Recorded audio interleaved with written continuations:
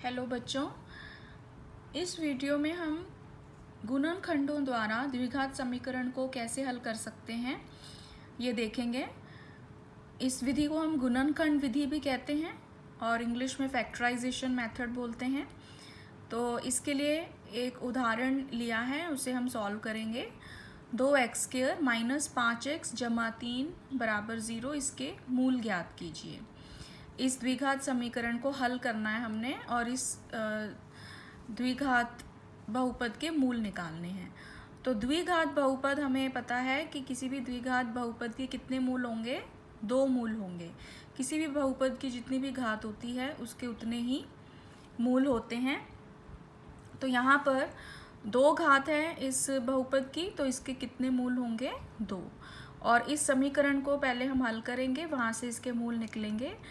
तो इस समीकरण को गुणनखंड विधि द्वारा हमने कैसे हल करना है। सबसे पहले आप देखिए x² का गुणांक है 2 और जो अचर संख्या है वो है 3। तो हम 2 × 3 लिखेंगे साइड में, वो होता है 6। और जो बीच वाली संख्या है -5x, बीच वाला पद है -5x, उसका गुणांक कितना है, -5। अब हमें ऐसे 2 अंक देखने हैं जिनको गुना करके तो 6 आए और जमा करके -5 आए। तो यदि हम -2 और -3 देखें तो -2 और -3 इनको गुना करके तो 6 आता है और जमा करके क्या आता है, -5। तो इन अंकों को अब देखो, अब क्या करना है हमने, जो बीच की टर्म है, बीच का पद है 2x² - 5x, उसको हमने तोड़ के लिखना है। कैसे तोड़ के लिखना है, -2x -3x ऐसे भी लिख सकते हैं हम, क्योंकि -2 और -3 किसके बराबर होता है, -5 के ही। और ये अंक हमने कहाँ से निकालने हैं, हमने क्या किया, जो पहला पद है x² वाला उसका गुणांक और जो आखिरी का पद है अचर संख्या, उनको गुना करके जो आएगा 6, और बीच का पद जो है उसका गुणांक देखा हमने -5।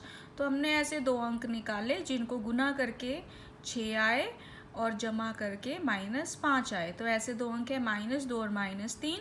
तो हमने -5x को लिख लिया -2x -3x। अब पहले 2 पदों में से 2x कॉमन, तो अंदर रह गया x-1। लास्ट की 2 टर्म्स में से -3 कॉमन, तो x-1 यहाँ भी रह गया। अब x-1 है दोनों तरफ, तो इन दोनों टर्म्स में से x-1 हम बाहर निकाल लेते हैं। तो अंदर क्या रह गया, 2x - 3। x-1 बाहर आ गया तो अंदर रह गया 2x - 3। अब इसके मूल निकालने के लिए ये अब बन गए हमारे गुणनखंड, फैक्टर्स बन गए।